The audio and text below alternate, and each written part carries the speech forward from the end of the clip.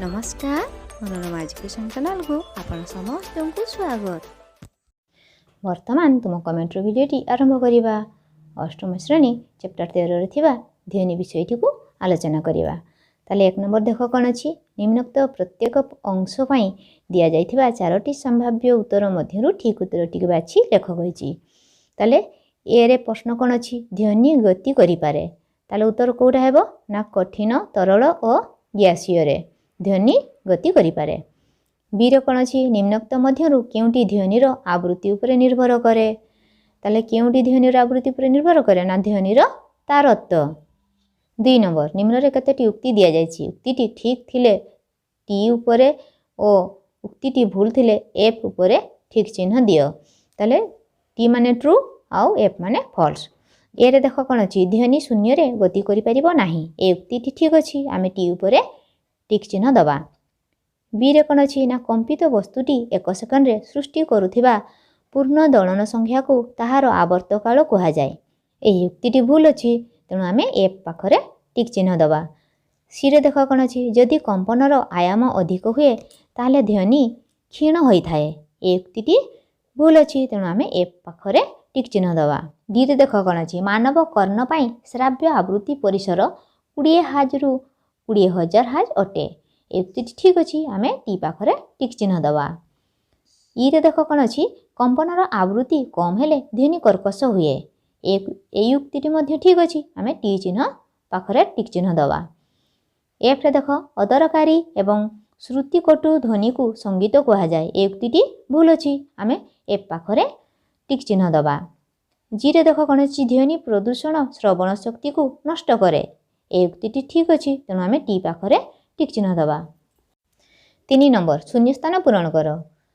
ए देखो कोन अछि गठिए वस्तुर पूर्ण दलन पई जेउ समय लागे ताहाकु डैश कहंती ताहाकु कोन कहंती ना आवर्त काल कहंती। ए देखो कोन अछि आवृत्तिर एकक डैश अटे ताले आवृत्तिर एकक हर्ट्ज अटे। सी रे अदरकारी एवं श्रुतिकटु युक्त शब्द को डैश कहंती कोलाहल कहंती। डी रे देखो कोन अछि ध्वनिर कर्कशता कंपनर डैश द्वारा निर्णीत हुए आवृत्ति द्वारा निर्णीत हुए। 4 नंबर गोटिए दल को 2 सेकेंड रे 20 थर पूर्ण दलन कले ताहार आवर्त काल एवं आवृत्ति निर्णय कर गइछि। यार उत्तर कोन करिबा ना 2 सेकेंड रे 20 थर पूर्ण दलन करे। 1 सेकेंड रे करिवो 20 विभक्त 2 ताले 2 2 20 आमे काटी देबा इक्वल टू 10 थर पूर्ण दलन करे। अतएव दलनर आवृत्ति हैला 10 हार्ज। हार्ज माने कोन ना यूनिट ऑफ फ्रिक्वेंसी बा आवृत्ति। ताने आवर्तन काल t equal to 1/f equal to ताने f रो मूल्य देछि एठी 10 1/10 सेकंड हैला इक्वल टू 0.1 सेकंड।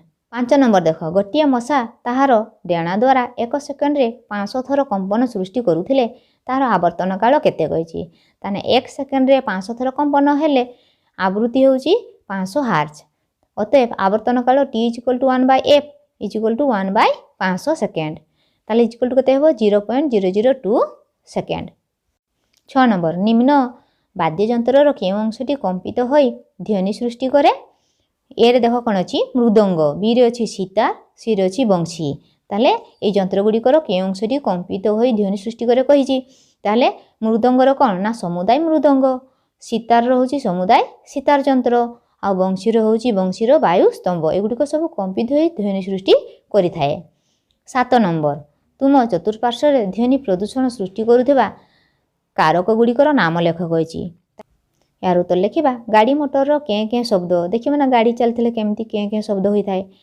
डाकबाजी यंत्र रो कानफटा गर्जन कारखाना यंत्रपाती रो घरघर नाद विस्फोरण ध्वनि टीवी रेडियो रु निष्पृत उच्च आवाज चलंता ग्राइंडर रु निर्गत शब्द आदि ध्वनि प्रदूषण रो कारक। देखो कोन अछि ध्वनि प्रदूषण रो मनुष्य मानकर किपरि क्षति करे आलोचना कर गइछि। ताले किपरि क्षति करे ना ध्वनि प्रदूषण फल रे मनुष्यर श्रवण शक्ति पूर्ण किंबा आंशिक भावे नष्ट हेबार संभावना थाए। आ कोन लेखबा ना रक्तचाप हृदरोग और स्नायुविक रोग जात हुए। मनुष्यर कार्य दक्षता ह्रास पाए। देखिबा ना जोर रे जुदी डीजे बाजी पूरा छाती केमती धड़ धड़ कंपित होई थाए। ठीक सेमिति 9 ନମ୍ବର ଦେଖ, ଗୋଟିଏ ସ୍ୱରପେଟିକାର ନାମାଙ୍କିତ ଚିତ୍ର କରି ତାହାର କାର୍ଯ୍ୟ ନିଜ ଭାଷାରେ ବର୍ଣ୍ଣନା କରାଯାଇଛି। ଦେଖ ଚିତ୍ରଟି ମୁଁ ଦେଇଦେଉଛି, ତୁମେ କରିବ। ତାପରେ ଲେଖିବା କ'ଣ ନା ମନୁଷ୍ୟମାନେ ସ୍ୱରପେଟିକା ଦ୍ୱାରା ଧ୍ୱନି ସୃଷ୍ଟି କରନ୍ତି। ଦୁଇଟି କଣ୍ଠରଜ୍ଜୁ ସ୍ୱରପେଟିକାର ଏପଟରୁ ସେପଟ ଲାଗି କରିଥାଏ। କଣ୍ଠରଜ୍ଜୁ ମଧ୍ୟରେ ବାୟୁ ଚଳାଚଳ କରିବା ପାଇଁ ସୂକ୍ଷ୍ମ ରନ୍ଧ୍ର ଥାଏ। ପୁରୁଷମାନଙ୍କର କଣ୍ଠରଜ୍ଜୁର ଲମ୍ବ ପ୍ରାୟ 20 ମିଲିମିଟର ଓ ସ୍ତ୍ରୀମାନଙ୍କର କଣ୍ଠରଜ୍ଜୁର ଲମ୍ବ ପ୍ରାୟ 15 ମିଲିମିଟର। ବିଜୁଳି ଓ ଘଡ଼ଘଡ଼ି ଆକାଶରେ ଏକା ସମୟରେ ଏବଂ ସମାନ ଦୂରତାରେ ଦେଖାଯାଏ। ତାହା ହେଲେ କାହିଁକି ବିଜୁଳି ଆଗ ଦେଖାଯାଏ ଏବଂ ଘଡ଼ଘଡ଼ି ତାହା ପରେ ଶୁଣାଯାଏ? ଏହାର ଉତ୍ତର ଲେଖିବା। ଆଲୋକର ବେଗ ଶବ୍ଦର ବେଗଠାରୁ ଯଥେଷ୍ଟ ଅଧିକ। ବିଜୁଳି ଓ ଘଡ଼ଘଡ଼ି ଏକ ସଙ୍ଗେ ସୃଷ୍ଟି ହେଲେ ମଧ୍ୟ ଆମ ପାଖରେ ସର୍ବପ୍ରଥମେ ଆଲୋକ ପହଞ୍ଚିଯାଏ। ତେଣୁ ବିଜୁଳି ଆଗ ଦେଖାଯାଏ, ଶବ୍ଦ ପଛେ ଆସି ପହଞ୍ଚେ। ତେଣୁ ଘଡ଼ଘଡ଼ି ଶବ୍ଦ ପରେ ଶୁଭାଯାଏ। ଦେଖିବ ନା ଯେତେବେଳେ ବିଜୁଳି ମାରିଥାଏ ଆଗେ ବିଜୁଳି ଦେଖାଯିବ, କିଛି ସମୟ ପରେ ଘଡ଼ ଘଡ଼ ଘଡ଼ କରିଥାଏ।